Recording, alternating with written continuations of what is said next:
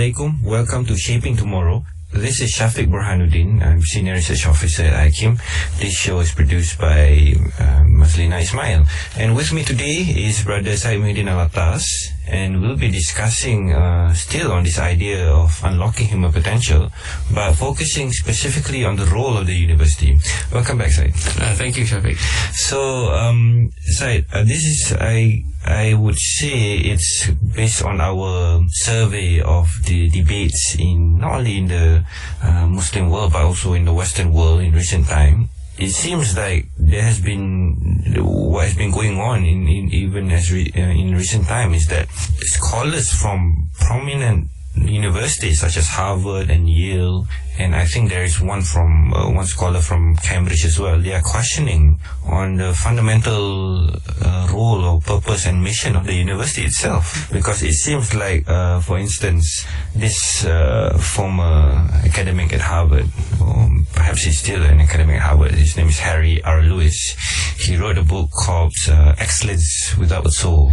In fact, his book was noted by, I think, our Ministry of Higher Education quite recently. And one of the things he said was that Harvard's leaders, and this was 2006, he said, Harvard's leaders have allowed the university's mission to drift from education to customer satisfaction. And furthermore, he said that Harvard no longer does teaching the things that really liberate the human mind and the human spirit. And there's another instance where he says that Harvard teaches students but does not make them wise.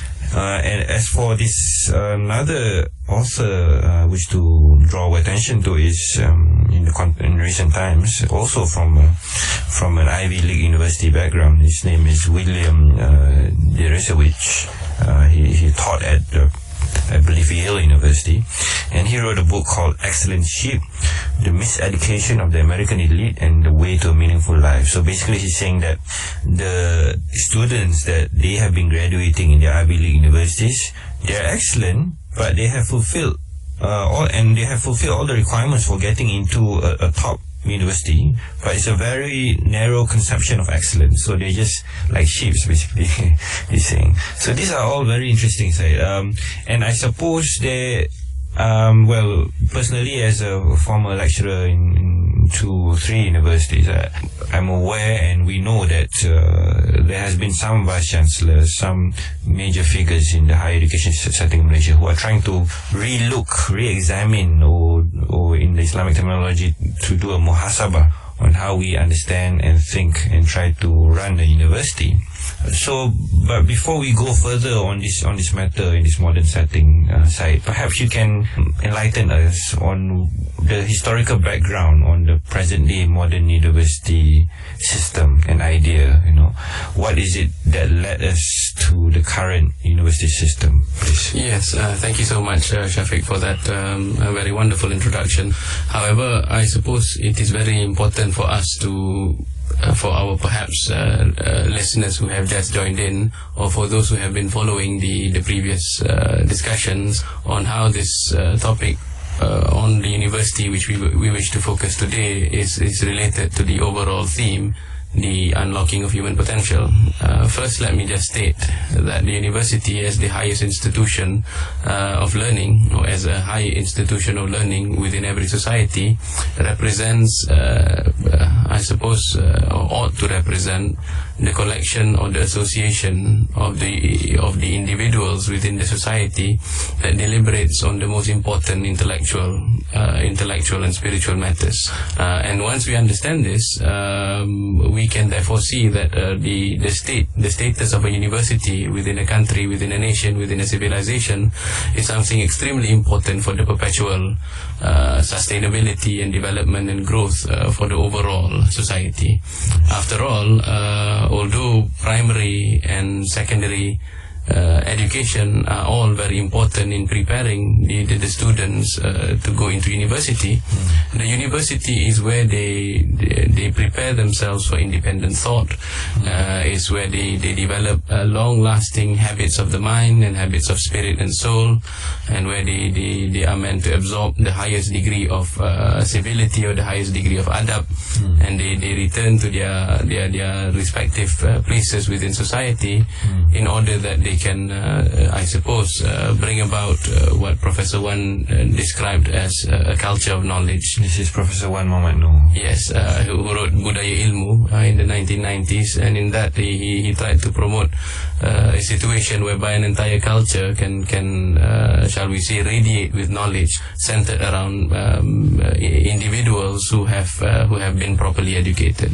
Nonetheless, to return to the historical situation, we find that from the dawn of Western civilization as well as other civilizations in the world, there has always been concentrations of or rather shall we say partnerships and associations of the best individuals deliberating on high academic and intellectual matters. We find it in Greece, for example, since the 3rd and the 4th century BC. Plato himself started the academy, and then Aristotle, who was a student of Plato at the academy, after the death of Plato, left the academy to establish his own lyceum. And these institutions trying to, shall we say, implement the Greek educational philosophy, or their understanding of the highest education. That is what we understand today as the paideia. The paideia is an overall curriculum meant to, at least according to their understanding of human nature, meant to train the best human specimen. It included, for example, physical training of the music and the arts, and then training, of course, of for Plato's academy at least, mathematics is extremely important. And then at the higher levels, they can deal with the subjects of philosophy. They can deal also with the subjects of politics, economics, and just as with Plato, so is the case with Aristotle. But nonetheless, these universities, these institutions, they lasted for hundreds of years, until eventually, with the rise of Christianity in world history, gradually they became replaced by the monastic centers. Yes, these are the centers of the Christian monks who took up seclusion, or in their own shall we say, orders.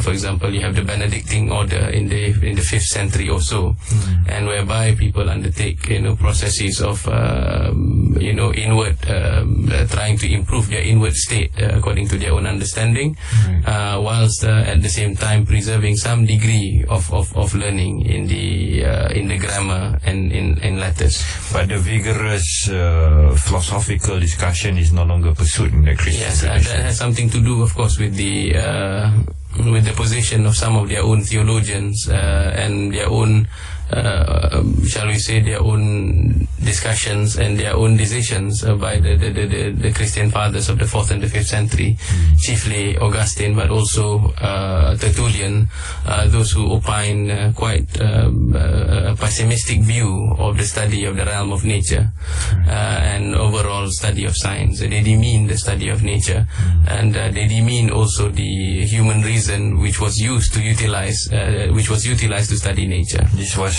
which century? This is the 4th and the 5th century, and but just before the emergence of Islam. Yes. So now, if we are looking, on the other hand, for clues with regards to how did the modern university arise, nonetheless, these previous discussions, the previous institutions were somehow influential, but we have to look in reality to the Islamic civilization, where whilst we have explained just now what happened with the Greeks and the Latin Christians, we understand that Islam's or the rise of Islam in history already began with the importance of knowledge. I think in the previous episodes we discussed how the prophetic madrasa began in the amongst the Ashab as-Sufa, and we also remarked that the study of knowledge or the pursuit of knowledge is a religious obligation in Islam.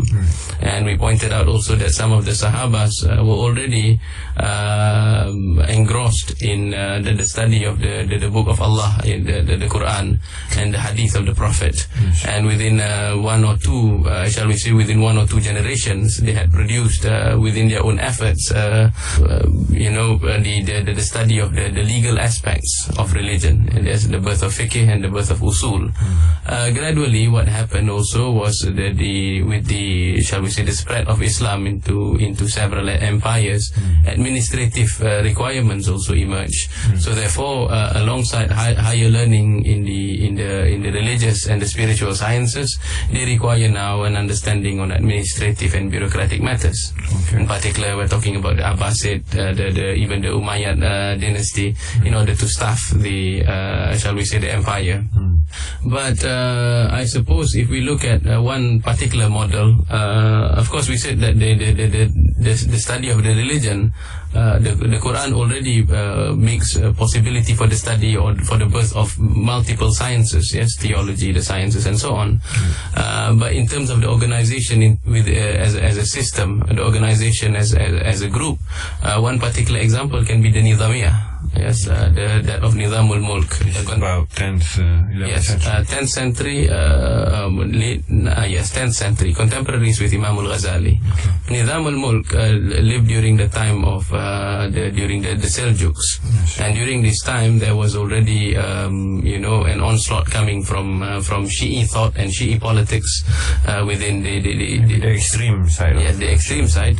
So as a result, in order to stem the development of some not just the Fatimids amongst the Shi'is, of course, but other forms of thought that emerged, that challenged the Sunni orthodoxy. In order to stem this, Nizam al-Mulk, through the Nizamiyah system, introduced the Jami'ah or the university, in which at least three motives can be, shall we say, understood. First and foremost, it is to revive Sunni orthodoxy, meaning to say the understanding of Ahlus Sunnah wal Jama'ah. And because you know that Imam al-Ghazali also was present in some of these circles, and so was his teacher, Imam al-Haramain al-Juwayni. And these are great imams of the Ahlus Sunnah wal Jama'ah, not only in the, of course, in the theological sphere, in the philosophic aspects of their theology, in the fiqh, but even in the polemical sense of the word. Imam al-Ghazali wrote various tracts whose intention is to, shall we say, to revive and to cure the general public of some of the deviations in the mind. Right. A second motive that was discernible was the staffing of the shall we say, the bureaucratic requirements of the city. So therefore an education, a systematic education, will allow them to function as good civil servants, whilst at the same time possessing the necessary ethical, moral and spiritual requirements. That makes them truly human. Yes. And then finally the third one will be the university producing excellent individuals that will radiate knowledge throughout the communities of the Muslims. Of course, when we talk about this systematization of the university into the kulliyah, the jami'ah, it does not mean that the higher aims and objectives of Islamic education were not previously met. We know that before the jami'ah, before the institutionalization of this university, that higher learning was usually and it remained like that even after its institutionalization, under the feet of scholars in the form of halakas. And already these forms of halakah, as early as the 2nd and the 3rd century after Hijrah, they were already being systematized and graded to the extent that you move from one level of study to another level of study until eventually you receive the ijazah from a license from the master of the tradition, and you therefore become an agent in spreading knowledge like that. And that's also one of the measures to preserve the dignity and the authority of the tradition. Nonetheless, aside from the Jami'ah, as we said just now, the Nizamiyah, other places such as in the Qarawiyyin and other places in North Africa had already started these various programs.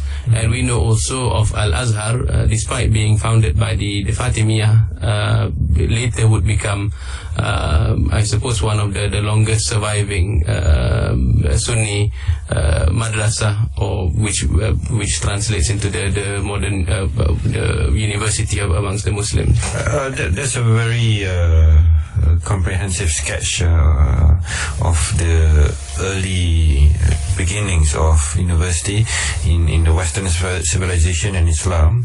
But of course, subsequently, what happened was there was a growing interaction between these two major civilizations in world history, such that it was documented by a renowned Orientalist called Professor George Makdisi, entitled "The Rise of Colleges," if I'm not mistaken.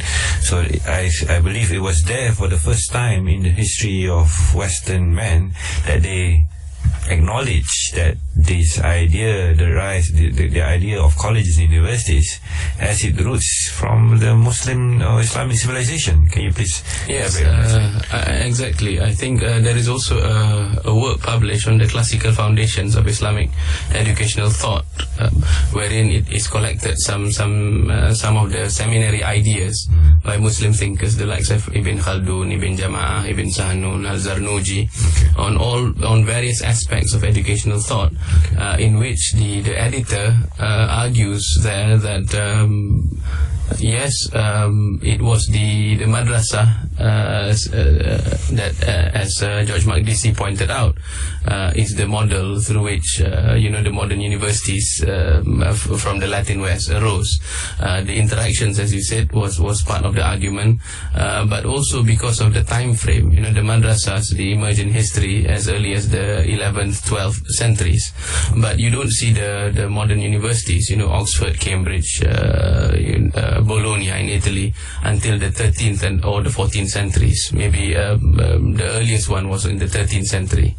But despite the fact that they arose, just about a century apart, the parallels, as George Makdisi was establishing, was too uncanny to point out that it is, it cannot be just a matter of coincidence, especially when other works have emerged and have surfaced about the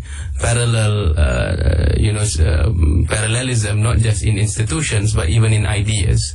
We know, for example, how there's an authoritative study on Dante, on his the Divine Comedy, whereby it is noted by Palacios, the one who studied Dante's Divine Comedy, that it is in fact a lot of it derives from the readings of, a lot of the theme is derived from the works of Ibn Arabi, from Al-Jili, and ultimately from the experience of the Prophet Muhammad sallallahu alaihi wasallam during the Isra and Mi'raj. And also Professor Al-Attas pointed out that a number of items in philosophical thought, in the likes of their own giants such as Aquinas, borrowed extensively from the likes of Ibn Sina, Ibn Rushd, and also Imam Al-Ghazali. Nonetheless, where the institutions are concerned, these early institutions, yes, University of Paris and Oxford and Cambridge, they were centers of learning with regards to theology and philosophy. And the students who wanted to staff the bureaucratic requirements of the papacy and the Roman Empire would typically come from Bologna, meaning in Italy.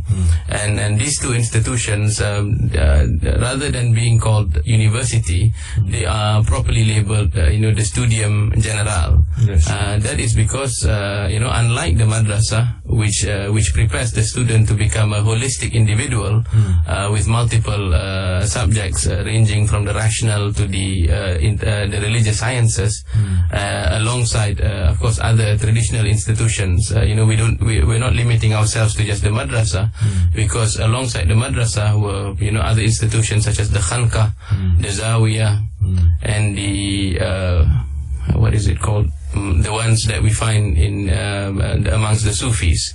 The ribats, yes. Okay. So these institutions, yes, the ribat, the khanqa, and the zawiyah, has a strong emphasis on the spiritual aspect of the religion, because there is practice in terms of the prayer, the adhkar, and so on.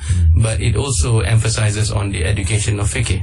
Okay. And fiqh ultimately became the foundation of the university in Islam, because all these madrasah typically studied the four madhab or the four madahib. And before they can specialize. Likewise in the Latin West, the focus was on the jurisprudence. Of course, you had also, as we said just now, theology and philosophy. But nonetheless, as George Makdisi argued, and as Professor Wan Muhammad Noor would reiterate and refine in his arguments, the modern Western university in the Latin West emerged as a result of contact between the West and the Islamic civilization.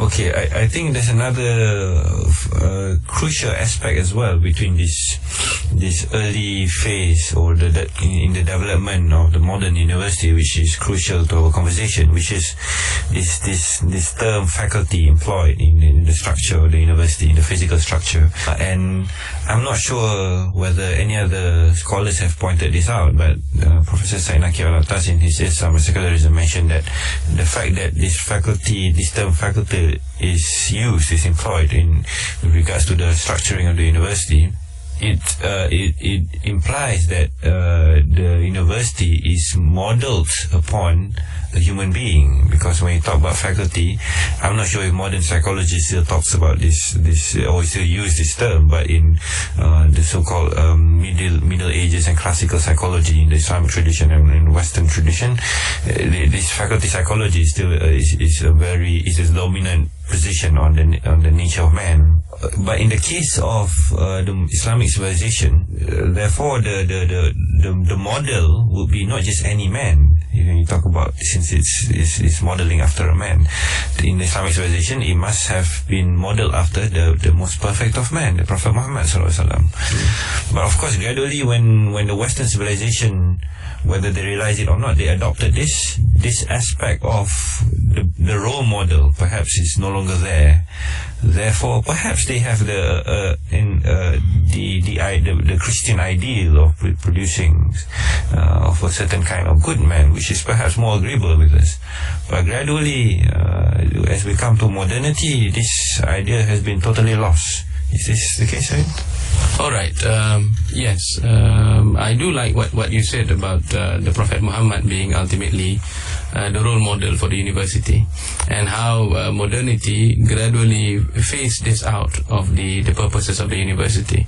And Professor Syed Al-Attas, as you mentioned just now, he also pointed out that the problem with the modern university is that when they lost these early meanings of the faculties being related to each other, there is no longer a core or like a soul that connects between the faculties, right, and the different subject matters. And this results in the university being changed to the extent that it no longer reflects a proper man, but now it reflects the state. The state in which all the departments and the faculties are not functioning together, and when they don't function together, the impact on the individual soul, who now is forced to become like a vocational worker, or forced to become a specialized individual without understanding the overall picture, it leads to an imbalanced individual. This is just some of the problems that we can already discern from the organization of the modern university. But furthermore, as modernity arose, and with this alongside the coming of modernity were the forces of secularization, this model was taken away further and further, until eventually the modern university, as we see it today, no longer no longer, shall we say, fulfill even the purposes of education, which was at least understood in Latin Christendom, and even more understood in the religion of Islam, or in the civilization of the Muslims. And we say this because we do understand that the purpose of education in Islam is, or the purpose and the process of education in Islam is encompassed by the term ta'dib, which includes within it the process of tarbiyah, whereby, this is the nurturing of the individual, and ta'lim, which is, shall we say, curricular instruction. But it is even more refined than that, because this term ta'dib, to encompass educational activity in Islam, is ultimately rooted in what the Prophet Muhammad sallallahu alaihi wasallam, what he said concerning his own experience. He said, "Adabani Rabbi," I was educated by my Lord, and what an excellent education it was.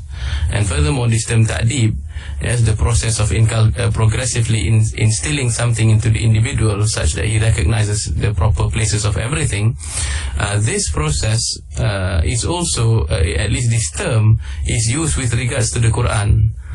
Because there is a report that is attributed to Ibn Mas'ud, whereby he begins with the statement in the Quran, ma'dabatullah fil ard, that this Quran is a ma'dabah, literally meaning a banquet. But Professor Nakib Al-Attas has explained why is the term adab related to the term banquet.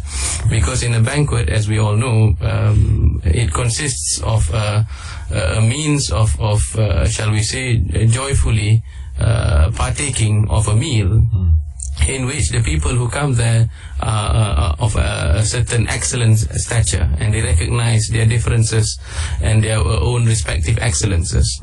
And furthermore, they eat with such refined etiquettes, and the things that they say during the dinner conversation or the banquet conversation are of the best things that are uttered by man. So therefore, when the Quran is described in the hadith by Ibn Mas'ud, this is now describing that the Quran in itself, as Allah subhanahu wa ta'ala's communication and education of man, is progressively instilling this adab within individual souls who are under its program. And the Prophet Muhammad is the most effective of the agents of education, because he himself was described as the walking Quran, or his character and inward constitution is the Quran by Sayyidatina Aisha. And so therefore the purpose of the Quranic education, the Islamic education, despite it being translated into the form of the university, which is an effective means of dissemination, continues and persists to have as its focus the production or the education of the good man, and not just the good citizen. Okay, would you say this line of thinking about the university in Islam, of course I think there's a great deal more to be elaborated there, because you just perhaps remarked very commandingly about this, how education ought to be understood, and I think bearing in mind when in the past the Muslim luminaries, when they articulated these things, all of the major key terms were kind of interconnected, and therefore when they speak of the place of realizing this kind of education at a higher level, they call it the kulliyah, kulliyah jami'ah, right? So and the kulliyah means from the root word kulli, meaning universal, suggests that the kind of education that we understand as ta'dib ought to be a universal one, and thereby producing a universal man. And this is much closer to the original meaning of the term university, meaning to produce a universal man as well, from the word universal. But as you said, this angle of looking at, or this conception of looking at the university is gradually been phased out. Perhaps you can give us a bit more detail. How did this happen? Perhaps during the advent of modernity, was it during the Industrial Revolution that these things got phased out? Yes, as we found out that in the history of, shall we say, educational philosophy and its writing. One of the more influential pieces of thinking about educational philosophy is by John Cardinal Henry Newman. Right. He still tried to articulate a vision of a university based on the Christian worldview, perhaps a Thomistic worldview. He was Catholic, but what has happened was that gradually the vision propounded by Henry Newman, which was perhaps initially only suitable for the universities of Cambridge and Oxford, became replaced with more vocational purposes of the university, until eventually, as you said, with the advent of the Industrial Revolution and with the increasing secularization of the West and the loss of control by the church and the religious institutions in the West, what has happened is that the loss of purpose with regards to overall philosophy made it such that the university therefore became, shall we say, a prisoner of market demands. Of course, there could perhaps be a few steps in between, because you don't just fall from the medieval Christian world picture into a secularized marketplace, a university present in our times. There are perhaps you had the Renaissance vision, yes, the production of the Renaissance man, the humanistic purposes, but as we have said, that the idea of the marketplace overtaking the universities have a lot to do with the shall we say, the funding and the lack of a general purpose of education of man. And this is, I suppose, one of the unintended consequences of secularization, and what we have regarded just now about how the faculties are no longer planned together, because there is no overarching vision that can connect all the systems together. The existential crisis suffered in modern Western philosophy reflects, with their statement of how man is, existence before essence. This loss of hierarchy in society, the right hierarchy, the loss of roles in the family, led therefore to the, like a vague understanding of education also, whereby, of course, the seeds had already been there. Remember just now when we mentioned the earliest university in the Latin West, one of it was called the University of Bologna in Italy. And already back then, one of the problems inherent in Western education had already showed its seeds. Because in Bologna, compared to the University of Paris, the students were more mature, and they studied, instead of theology in order to become ordained, they studied instead law, whereby they would, as a result of their education, become able bureaucrats or people who staff the papacy.